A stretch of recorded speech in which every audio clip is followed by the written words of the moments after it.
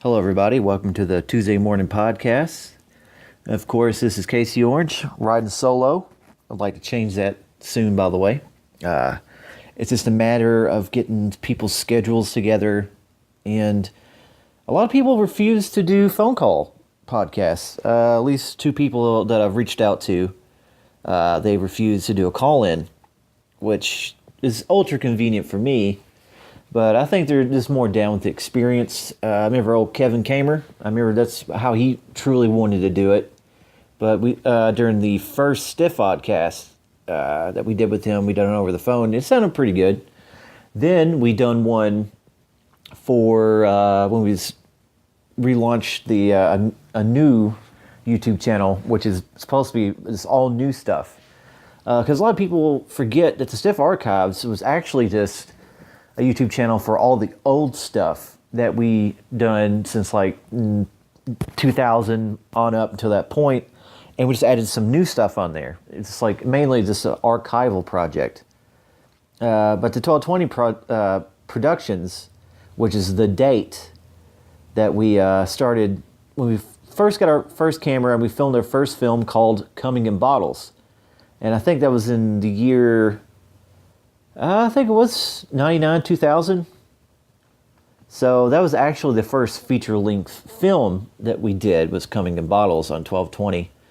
Because we got a VHS-C camera. And it's one of those, it doesn't take the big tapes or the standard cassettes. It was the smaller ones. I guess you would say VHS-C, I think, is the format. Oh God, all hell broke loose when that happened. We filmed all kinds of stuff.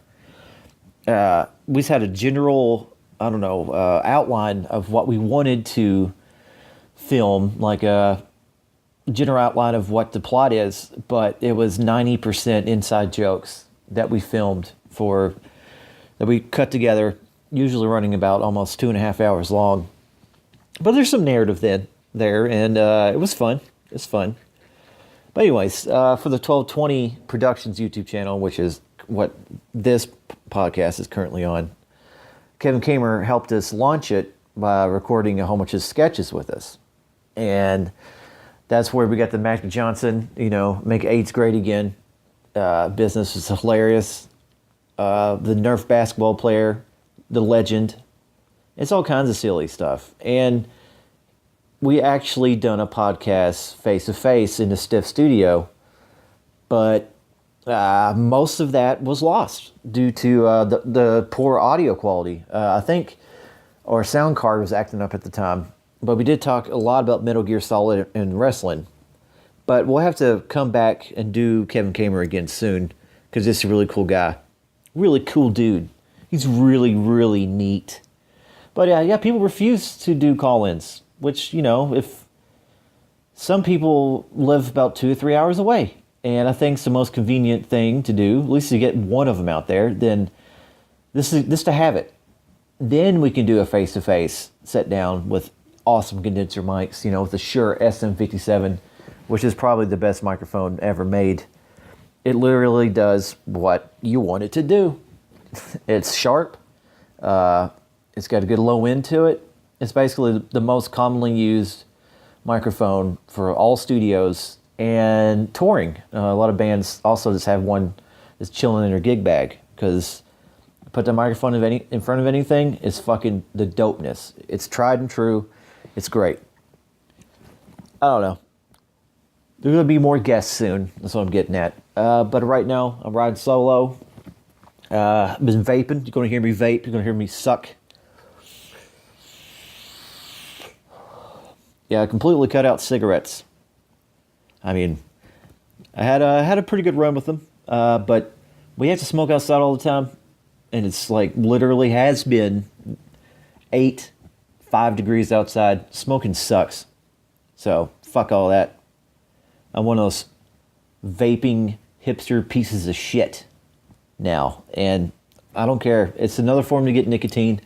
Probably causes the super cancer, but if it does, I don't know about it now. And I think a lot of people also tell me about the popcorn lung and stuff. And also, today My boss is telling me that she watched a YouTube video of vape pens blown up in people's faces and in their pockets and stuff. It's whatever. I was just surfing the internet because I really don't do that anymore. I don't really just quote unquote jump on my board and surf the internet. I just mainly watch YouTube videos. That's like 90% of the time. I think I watch people talk about video games and play video games more so than I actually play them. My current interest is mid-90s, early 90s PC games. Because during that time period, I've never had a computer that was able to actually play games because they were so fucking expensive. We didn't have a 3DX Voodoo card or the stealth video cards and stuff. So we're pretty much just stuck with playing emulated video games like a Nintendo and Super Nintendo, and which is fine. But there were so many badass PC games that came out. Like I was Duke Nukem 3D. I know it's old as fuck, but it's a 3D Realms game. Really cool, known for its modding community. Apparently, just for the fuck's sake, there's the first Elder Scrolls games are on PC, obviously. And Daggerfall seems really cool for what it is. It's not going to blow anyone's minds, but it's that kind of era that I'm in, those big box PC games, because I've never had the experience. And now, even with a potato laptop, you can run those games. So I'm really, really excited about that. I think I'm getting into that. I'm still playing Switch, by the way. I'm just saying this is my YouTube diet at the moment, is big box PC games. And I've been playing, actually, I beat Resident Evil Chronicles 2. Really good. Some parts of it dragged a little bit. Like, for some reason, the last chapter with Barry, to me, it seemed like it went on forever. Because especially the chapter before that is Claire, and that was probably a 45-minute chapter. Then you go back to Barry, and it's almost like 2 hours. It's like, it's kind of inconsistent. But great game. Since I beat that, I've been playing Mario plus Rabbids, and let me tell you something, motherfuckers. That game is amazing. It's really fun, and it never stops charming you. And if you're down with like tactical shooters, even if you're not, this is like a good way to jump off into that genre. Because I'm a big fan. I'm a big fan of tactical RPGs like Tactics Ogre, Fire Emblem. I kind of like Tactics. Not too big of a fan, but there's this other games that did it better and it did it first. You know what I'm saying? That makes any sense. So this is a good jumping on point. I like strategy, and Mario plus Rabbids. It seems like it'd be one of those what the fuck games. No, it's amazing. It's really good. So that makes the Switch launch year amazing, because that's a 5-star game. That's 10 out of 10 situation. Then you can couple that with obviously Sunshine and Mario Kart, and that little game. What is it called? Breath of the Wild, which I still don't have. I need to get that. You know, I mean, shit. Building game collections like fucking basically like buying a Lexus or something, because that shit's expensive. So what I did, downloaded Mighty Number 9 or Mighty Gunvolt Burst, which is basically what Mighty Number 9 should have been, because basically what this is, it's got the character from Gunvolt and obviously Beck, I think is his name, and it's basically a 2D fucking Mega Man game with a lot of customization. And there's 2 DLC characters, which is dope. The customization is what the real selling point is, because it is basically just Mega Man. If you play Mega Man, you know what to expect. Well, I love Mega Man, so that's a plus. And another big plus, $7. A $7 download. And it's only like, maybe, I might be quoting this wrong, but it's not even a gig. It's not even the size of a gig, so it's not going to eat up your Switch space. And to me, I think it's totally worth $7. Hard as fuck, though. Like I said, it is a Mega Man game with more customization. And it's dope. That's video games. Since sometimes when I'm off YouTube, I like clicking on Chrome, typing in some words, and the big thing that I guess kind of happened like 3 days ago, I think it was the Golden Globes, glorifying rape. That's what the Golden Globes is about. Rose McGowan apparently being butthurt that she's not on the forefront of the rape community. She's not put on the pedestal now, even though she was actually raped. But you got all these, even Laura Dern. Well, I love her, by the way. She's a great actor. I love what she does for David Lynch films. I mean, she's like the go-to girl. You know, Wild at Heart, you know, fucking Inland Empire. I mean, she kills it in those movies. But it's a really sad, disgusting thing that's happening in America and in Hollywood, where they're creating a culture where you should be proud to be raped. Just think about how backwards ass that is. There is literally a competition to see who is more pride-filled with their rape experience. So, when you're thinking about that, this kind of culture is being built, and Hollywood's got a huge black eye on it. Because, you know, like I said, past podcasts, you know, this stuff's been going on for years. People just take the money and shut up. Good, moral people take the money and shut up. So, how do you soften the blow? You send in Jesus Christ himself, herself, Oprah Winfrey. She just swooped right in there and stole everybody's thunder, man. Knocked the wind out of everybody's pity me. I'm popular now because I got raped. Because Oprah, which I don't know if she has or has not been raped, is the face of the Me Too movement now. Which is crazy. She's like, everybody looking under the seat. You got free contraceptives. It's a rape whistle. Just send Oprah in, man. She she saves the day. No matter how terrible Hollywood is and how awful all this stuff is, just throw Oprah out there. It'd be, you know, kind of softens the blow a little bit. Because, you know, she gave big ass speeches at Golden Globes, and oh boy, just virtue signaling out the ass. And you got the queen. Basically, the queen of Earth, the queen of America, Oprah Winfrey, being the face of this movement, which is there's two different ways. You can see it as it being really sweet, really nice, dignified thing that Oprah did there, or B, you can see what I just said a few seconds ago, where you created this culture where people were proud to say they'd be raped. And also see, like I said, she softened the blow of Hollywood because it is not looking good for those guys. And also kind of recently, I think this was last night or during the afternoon, I don't know when the show's taped, but the whole James Franco thing got brought up again. And I do remember this.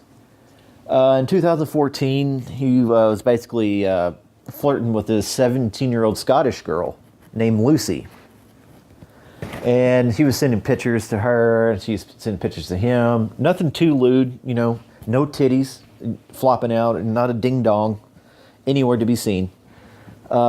She's totally of age now, but at the time, she was 17, and that was creepy as fuck. I remember thinking that was creepy. And now, since he won so many awards for the disaster artist, and I don't know if he wore the pin that all the male actors had to wear to say, yeah, me too, or whatever.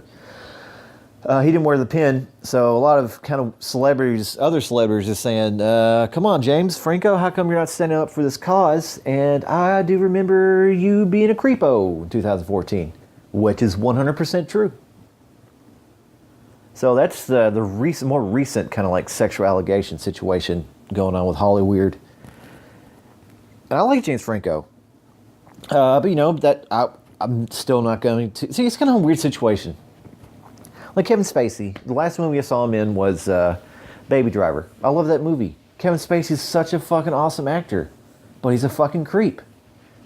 James Franco, awesome dude, actually. It's a pretty cool guy. You know, some will say he's a douchebag or whatever, but he's just some dude. He's some guy. He looks like James Dean. You know, I remember my first, time when I tried to really get into James Franco was when an Annapolis movie, that fucking Marine movie that he did. Because first time I saw him was in Spider-Man. I think most people, besides Freaks and Geeks and little bits parts before that, yeah, Spider-Man was it. Then I was like, okay, that guy's pretty cool. So I wonder how he does solo as an actor. Then he does, you know, some Hollywood schlock about the Marines or the Navy or some shit. And I was like, eh. Then he got progressively cooler. Like, I don't know. This is something. He has a naturally funny charisma. Like, he's a knocked up, freaking, what is it? Your Highness, Pineapple Express, you know, that kind of stuff. And he just seemed cool. Still thinks he's cool. But anyways, what I'm getting at. How are you supposed to feel about these people? Being creeps. But you're really good at what they do. I mean, yeah, I guess you got to back up and re-examine the culture that you're admiring, which I totally have, and degenerative behavior. And it's fucking confusing. I never thought that Michael Jackson diddled kids. He was never convicted or anything like that. But there was a moment in my life when I did think that he diddled kids because, you know, the mainstream media, which is a phrase that's been played to death the past couple of years, but the mainstream media basically said he was all day, every day. It was just a known fact that he diddled kids. But at the same time, I still loved his music, though.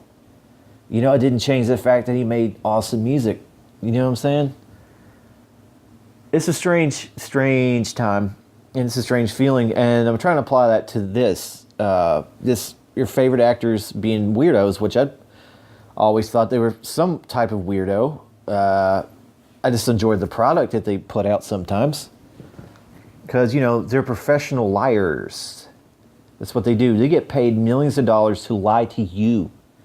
And they believe it. I believe it. That's what they get paid for. What a hobby. What a job. Hashtag Holly Tits. Or Weird Tits. Holly Weird Tits. That's going to be my new hashtag. Moving on, you know, through the obligatory check the box office situation. Jumanji killed it. Number one, $37.3 million. Insidious, haven't seen any of those movies. I heard they're pretty good. I don't know about this one, though. Second in the box office with $29.6 million. Last Jedi, some independent film, is hanging out there at $23.8. Number 4 is The Greatest Showman, the Vince McMahon story, with $13.8 million.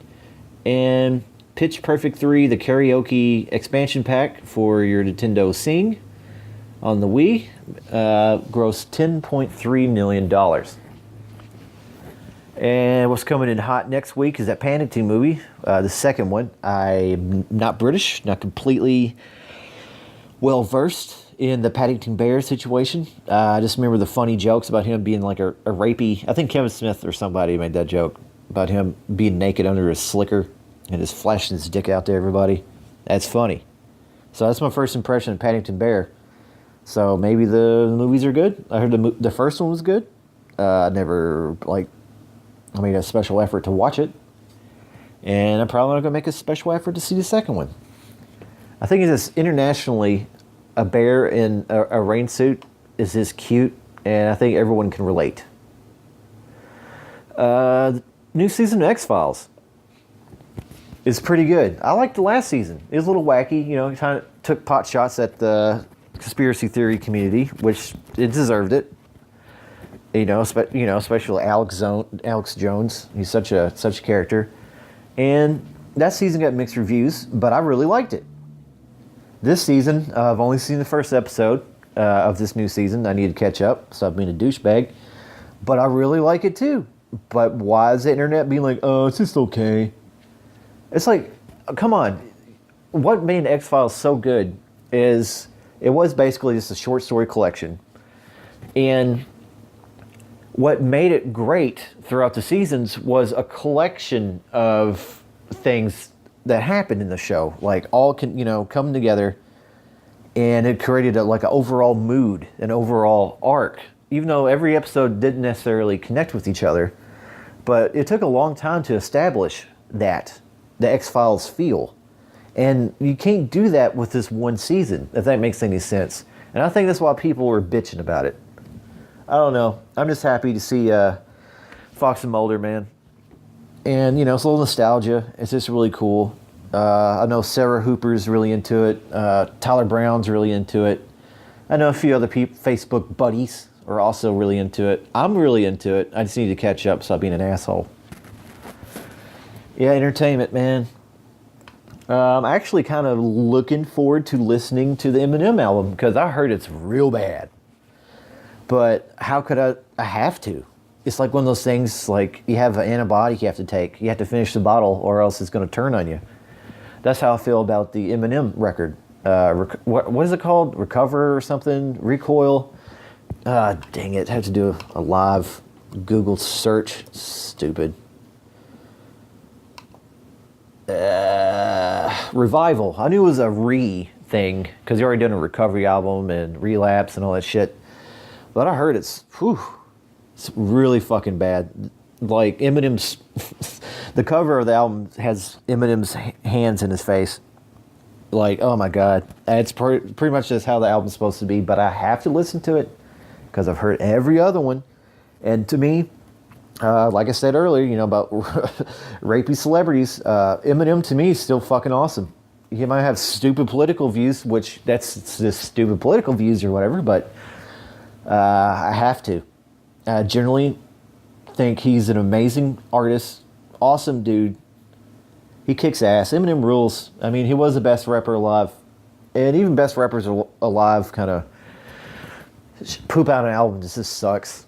A lot of people didn't like the Marshall Mathers LP too, but I thought it was pretty good. I mean, it definitely wasn't going to capture the first album's feel or whatever, but I like Kendrick Lamar on it. There's a lot of good peaks and valleys on there. But you can tell he was slowly running out of shit to do. Because you go back to the first concept from years back with a sequel to an album we already did. So you already see the seeds planted for that. For him to be like, oh man, here's a shitty album. And I can't really judge it because, like I said, I haven't listened to it, but I will soon. And judge it on his own merits as opposed to having people tell me if it's good or not. Because, only you truly know what you truly like. And music is subjective as fuck. And it's actually kind of setting driven as well. Like, you could hate that, what is it? The Call Me Maybe song. Like, but it might be technically not the most technically sound song ever written. But if he's getting your dick sucked or your pussy licked while listening to that song, you will associate good times with that song. So, I mean, how bad could it really be?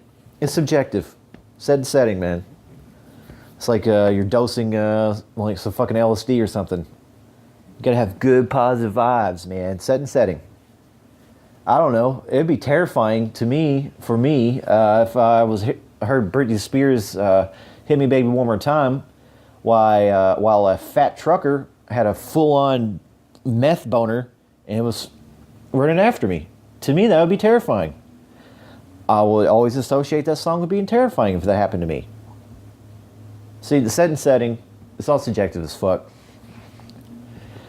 I guess podcasts are subjective as fuck, man. I don't know. I'm wound up, dude. I had to build a motherfucking large-ass gazebo by myself. That was how it was scheduled. Luckily, my kind co-workers did help me with some spots, but mainly just me by myself. And it's just physically impossible because you can't stretch yourself that long and hold things up. Because once you get the base of it done, which took me forever because it's all the fucking billion, million, gazillion baby screws and just like, I don't know, dick's hair length of space to wrench it in, it just makes it instantly. I just thought about just walking out. I thought about just fucking saying, fuck this shit. Burn this fucking gazebo. I don't need this stuff. I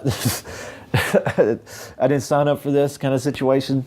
But, especially at 5 o'clock in the morning, that's where, yeah, that's a good way to start the day. Building a large-ass gazebo by yourself.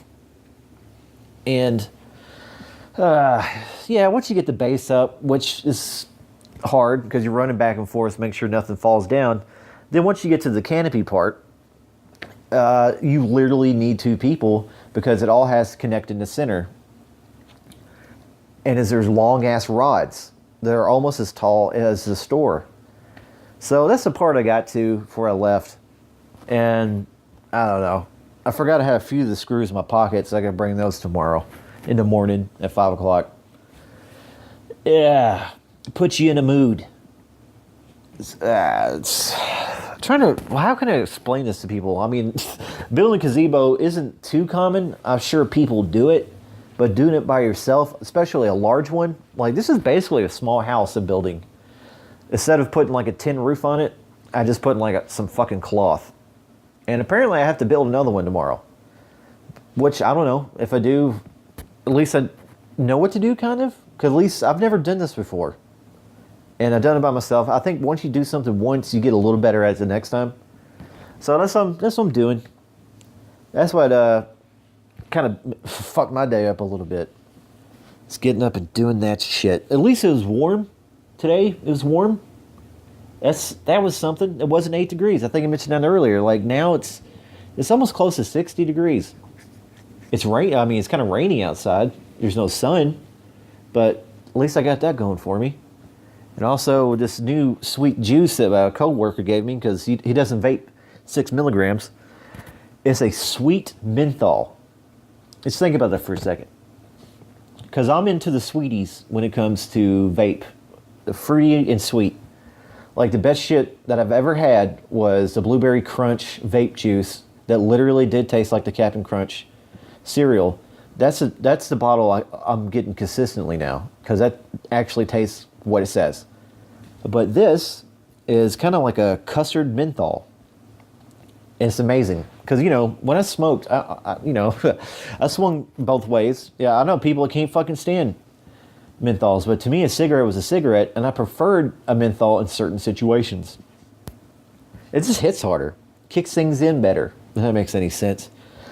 But normally, I generally smoke full flavors, just because it doesn't feel like it kills me as fast, if that makes any sense. I don't feel like I'm dying as quickly as if I was smoking a menthol.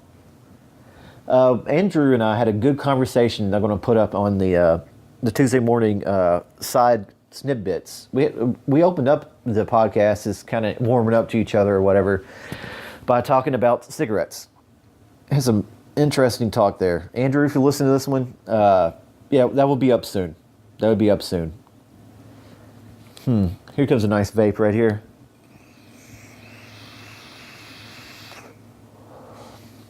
Yeah, I'm rambling now. This is all I can do. This is fucking Tuesdays, dude. It makes you want to either punch something or lay down in a corner or swallow the equivalent of 18 pizzas worth of Tic Tacs into your stomach and follow it with some cyanide and gasoline and a half-lit cigarette that she smoked to calm your nerves because you swallowed 3 full-size pieces of Tic Tacs and cyanide and gasoline. Then you swallow the cigarette. That's Tuesday. That's just one micro description of it. And it's just there. It's for you, I guess. And it's for me. We can just, it's therapeutic to talk. Even though it's kind of silly. I'm looking at a huge black mirror, which is a television. And no one's here. It's just me. And now that I brought that up, if you haven't watched the new season of Black Mirror, fucking watch it. It is unsettling as fuck. I don't know where I heard this. Someone told me it's supposed to be more positive this season, but holy shit. It's amped up, dude. Some of it was hard to watch, honestly. I was like, what the fuck? Because I don't know if people still get that when they watch films or TV shows. Like, when you know, like, one character is about to walk into something stupid, some silly situation, you kind of look away, you're like, oh, okay. I've done that a lot so far with the new season of Black Mirror. And on that note, I'm going to leave you guys to go watch that show, and let's get a new hashtag going. How about hashtag hollyweirdtitbots? Hashtag hollyweirdtitbots. All right, guys, see you next week.